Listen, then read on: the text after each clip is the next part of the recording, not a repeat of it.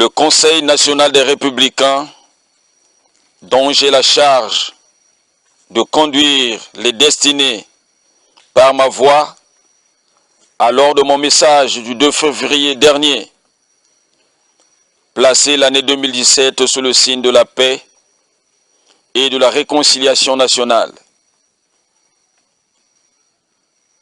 Les jeunes, malgré la terreur et la désolation qu'ils subissent dans le département du Pôle, respectent scrupuleusement notre volonté affichée de rendre permissive la paix dans notre pays. Ce n'est pas le cas des éléments de la force publique qui, accompagnés des différentes milices du pouvoir et des mercenaires, continuent avec acharnement de massacrer les populations. Les hélicoptères de combat continuent de bombarder et d'incendier les villages. À ce jour, plus de 350 villages sont saccagés et rayés de la carte du Congo. Plus de 100 000 personnes se sont déplacées. Des milliers ont perdu la vie.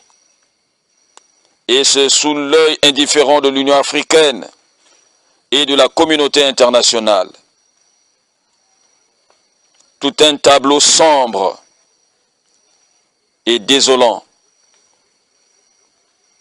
De même, dans les quartiers populaires de Brazzaville, les enfants de moins de 3 ans, les jeunes, les femmes et les personnes âgées proches de l'opposition sont arrêtés systématiquement et jetés dans les prisons de fortune où ils sont torturés au quotidien. Certains détenus y trouvent la mort, sans doute sous l'effet des tortures. Le cas du colonel Marcel Tsuru, paix à son âme, est illustratif. D'autres, comme le général Jean-Marie Michel Moukoko, messieurs Okombi Salissa, Paulin Makaya et d'autres, subissent aussi des traitements inhumains et dégradants. Même les visites des parents et de leurs proches leur sont interdites. L'horreur a atteint le comble dans notre pays.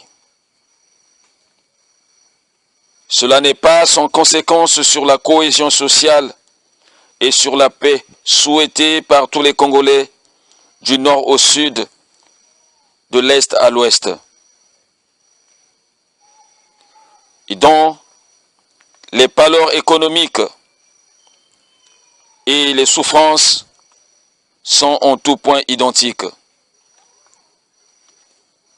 Dans ces conditions, quel sens donner à des concertations politiques organisées à coups de milliards de francs CFA, si ce n'est pour faire diversion, alors que les vraies forces politiques de l'opposition sont absentes et les leaders d'opinion maintenus expressément dans les geôles?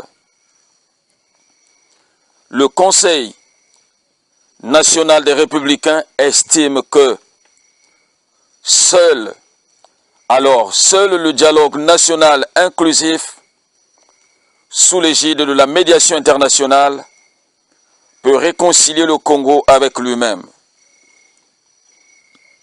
C'est une panacée, une gageure dont il faut se saisir au moment où les indicateurs économiques signalent à grande vitesse le chômage, la pauvreté, la misère qui gagnent toutes les couches de notre société. Par ailleurs, nul ne pouvant se prévaloir de sa propre turpitude, il est nécessaire qu'une commission d'enquête internationale soit mise en place pour toute fin que de solder le contentieux électoral qui est à l'origine de la crise actuelle, de la fureur d'humeur qui s'est installée dans la classe politique et d'en dégager les responsabilités. Au confluent de la crise politique au niveau national, la situation du pôle n'est pas un cas isolé.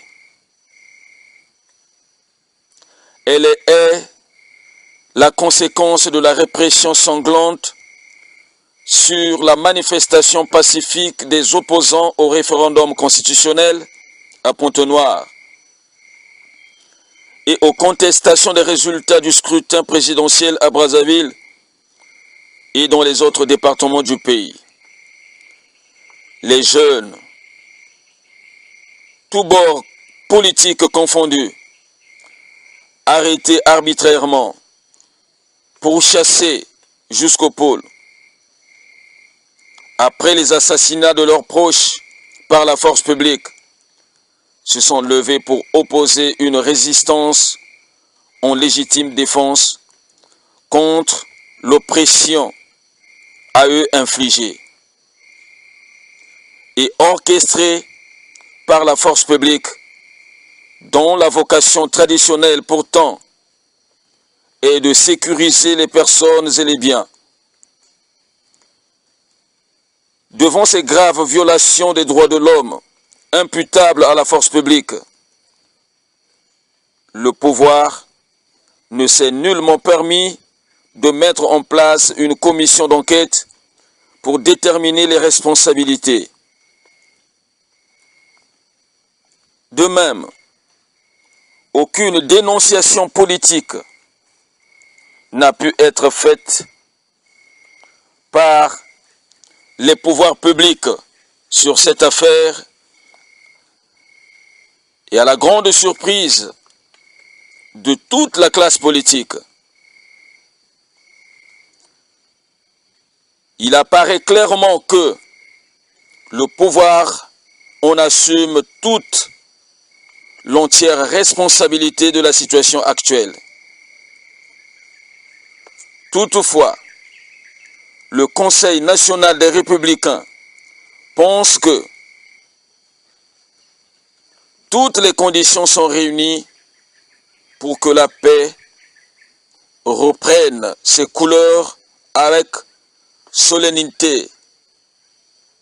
Pour ce faire, il nous faut bannir tout fanatisme de la violence émotionnelle qui semble gangréner le paysage sociopolitique de l'heure et d'abaisser la vocation politique qui est celle de gérer les hommes en leur procurant la paix qui leur est due et le bien-être qu'ils attendent si patiemment. Au demeurant, la paix, on l'a fait avec les interlocuteurs patentés et sincères.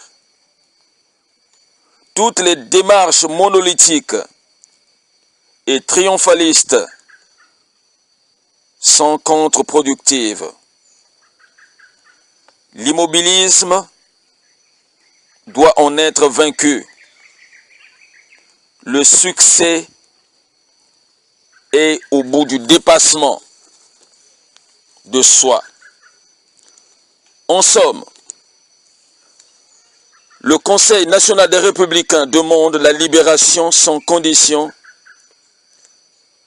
de tous les détenus politiques pour qu'ils participent à l'édification de l'œuvre nationale à travers la tenue d'un dialogue franc et sincère. La parole de Dieu déclare au chapitre 53, le verset 1 à 4 dans le livre d'Ésaïe. Je cite, « Qui a cru à ce qui était annoncé, et qui a reconnu le bras de l'Éternel. Il s'est levé comme une faible plante, comme un rejeton qui sort d'une terre desséchée. Il n'avait ni beauté, ni éclat pour attirer les regards. et son aspect n'avait rien pour nous plaire.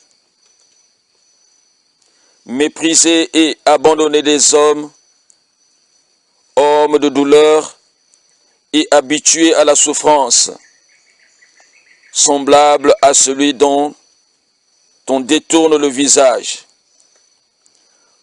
Nous l'avons dédaigné, nous n'avons fait de lui aucun cas. Cependant, ce sont nos souffrances qu'il a portées. C'est de nos douleurs qu'il s'est chargé et nous l'avons considéré comme puni, frappé de Dieu et humilié. Fin de citation. Que Dieu, le Très-Haut, aide le Congo.